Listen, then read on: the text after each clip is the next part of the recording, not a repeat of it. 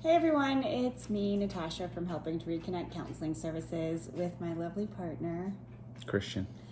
I know we've done a couple videos now and we've had some requests actually of some topics that people want to cover. So we're going to cover a pretty heavy one today, trust and infidelity. He actually just found that out a minute before we're doing the video. So it is a pretty big topic. We're both representing Toronto today, as you see. Just to be there for our city and everything like that through this time as well. So trust and infidelity, it's a huge topic that people come in for. Probably one of the biggest ones, because if you don't have trust in your relationship, it's really hard to kind of build your relationship even further. And I know in the other two videos we talked about communication and core values and how that's the foundation. So the communication and the core values also help build the trust, because if you're communicating with one another, you're able to kind of build trust in your relationship. So what I always say to my clients, remember we talked about core beliefs last time? Yeah. And I always tell them immediately in the relationship to kind of set those boundaries, especially with, the opposite sex, if they're in a heterosexual relationship, or if they're in a same-sex relationship, kind of setting boundaries with other people in the relationship, especially if you're having a monogamous relationship. But some people do have open relationships, but again, that's a decision that the couple has.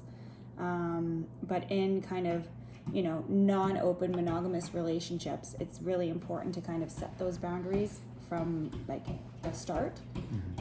So setting those boundaries would be essentially, saying what's allowed and not allowed in the relationship, right? And I remember when you and I started dating, and at first Christian had been communicating with his ex-partners, and I'm not somebody who believes in communicating with ex-partners when you're in a relationship. So I politely had that conversation with him and kind of setting boundaries. But it's not like in a way where it's like you're telling your partner, no, you're not allowed to do it. It's kind of just expressing what are going to be our boundaries in the relationship. What rules are we going to set? And for me, I early on communicated, like, for me, I think that ex-partners or people that you've been involved with in the past shouldn't be coming into the new relationship. I don't know if you remember that. Yeah.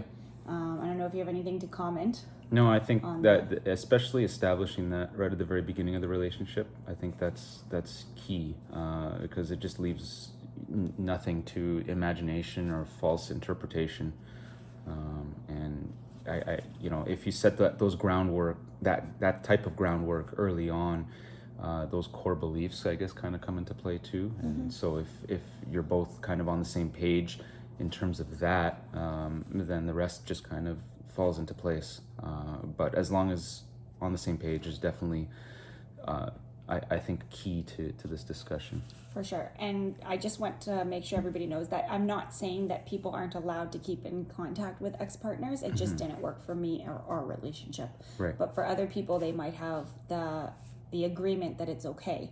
But it becomes a problem when one person is saying, I don't believe it, and the other person saying I do. Right? Because then you're on two different pages, and you've got to either come to a compromise or you've got to say, this is like not working, right? That's why it's good to kind of have a discussion at the beginning of the relationship, because you can't tell people how to run their lives. And then moving in forward in relationships, as relationships progress, you again need to build that trust, have kind of open communication with one another. I really don't believe in going through people's phones, but I did admittedly go through Christian's phone once or twice. And I'm human also, and I always tell my clients don't do it, but there I was doing it.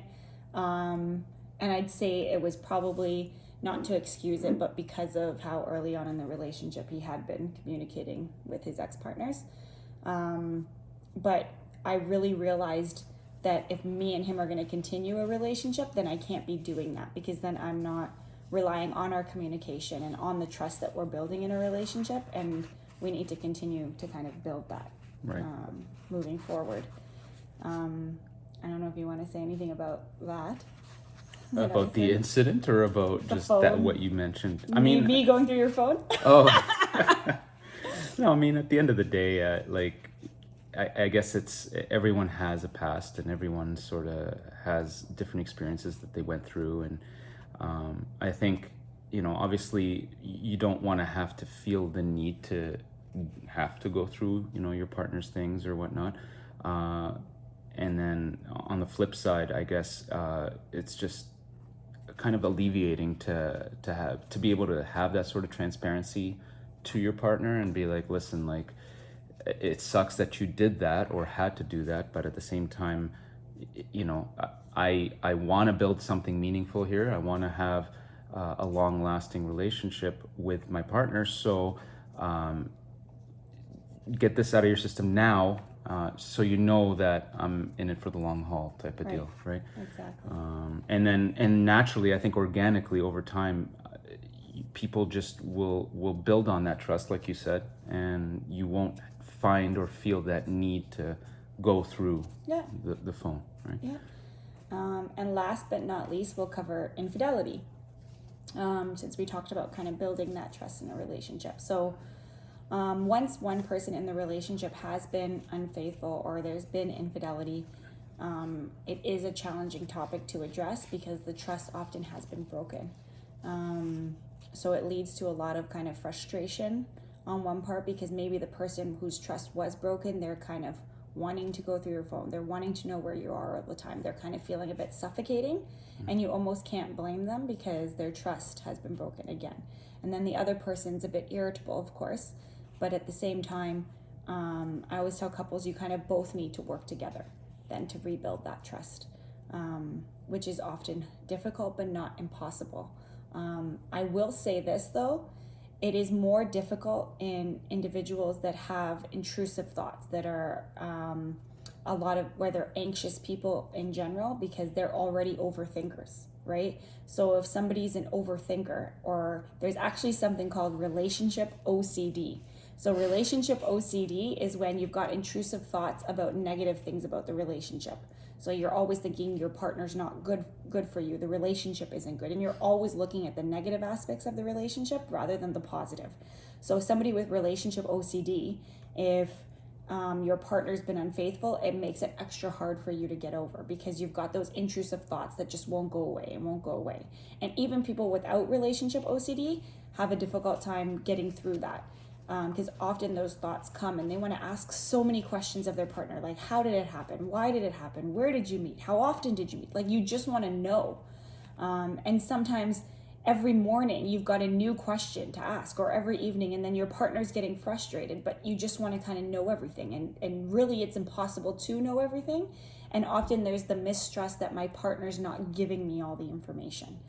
And I think the first and foremost thing, and you can agree or disagree because this is more of an opinion thing than a therapy thing, I think it's just better for the person that has been unfaithful to kind of just lay it all on the table and kind of say all the information, even if it's going to hurt the other person, rather than little bits and pieces coming out kind of along the way. Yeah, I mean, the person's already hurt, right? The trust has been broken, and you know, like, I guess it's a decision the couple needs to make in that situation. And if you want to try to rebuild or move on from that incident, then by all means, I would agree with you. Just lay it all out there on the table, and I mean, you can only start healing once you know all the information. If you know 50% of the information, then you commence your healing, and then all of a sudden something comes up later on, just open wound again, just lay it all out there.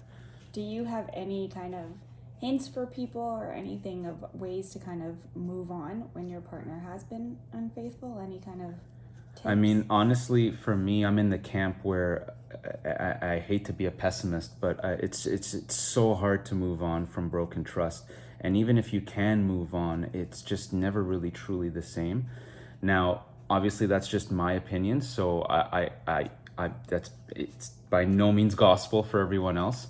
I do believe that just a very, very sort of mature look on it is important. So if the trust was broken and the choice to move forward in the relationship is there, then I really do think, as long as you can lay it all out on the table, the biggest advice would be, upon it being put out on the table, just literally listen to one another, work on that trust, be very transparent with one another, and just try to communicate as much as possible. I think communication is probably the single most important thing. For sure. I always tell couples ways to kind of build trust is really looking up at what led to the affair in the first place. Because oftentimes it's not really 100% that person's fault that had the affair, even though a lot of people get taken aback when I say that. And I'm not giving somebody permission that when your relationship isn't good to go out and have an affair. But usually there has been kind of building blocks kind of leading up to that. And the best way to kind of prevent an affair in the future is kind of recognizing what led to it in the first place. What was going on in our relationship that led to the breakdown, and then making sure that those decisions are not made anymore, and that better decisions are made, that there's better communication, and everything else moving forward. And for that person where their trust has been broken, kind of seeking individual counseling, or finding, I always say don't talk to your friends or certain family members, because then they're going to be, yeah, leave him or leave her, or whatever biased, it is. Like, they're very biased, and they kind of go and make you see that person so negatively. And I always remember saying, remember why you were with that person in the first place, and their good qualities as well, because the affair doesn't make up the entirety of the relationship, or the affair doesn't make up the entire person. It's true. So It's hard to kind of lose like sight of that, because, positive or things. it's easy, I should say, to lose sight of that, because at one point in time, you decided to begin a relationship with that person, right? Sure. And there have got to be many good qualities about that person for you to want to feel that way, Exactly. so. Exactly. And I mean, a lot of people do say, oh, we stayed for the kids. But if that's the only reason, then your relationship isn't going to last anyways. It has to be for other reasons as well. So thank you for tuning in. Again, we're helping to reconnect counseling services. And if you need any help, just give us a call. And we're here for you. And try to have a good day.